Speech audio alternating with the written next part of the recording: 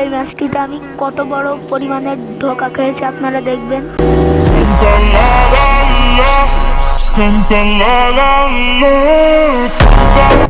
তো গিলিসটা ছিল সোলার ম্যাপে।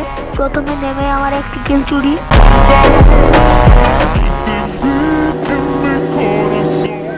পরে এখানে আমি নিচে নেমে যাই, যে কিলটি চুরি করে তাকে আমি মেরে দিই।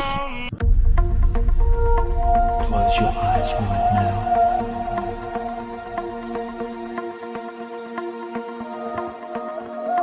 This is perfectly normal. তখন আমি এখান থেকে টিভি টাওয়ারের দিকে যাচ্ছিলাম, তখন ফাও আরেকটা কিল পেয়ে যাই।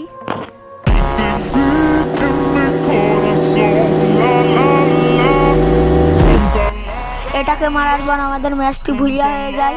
আমি প্লাটিনাম 1-এ উঠে যাই।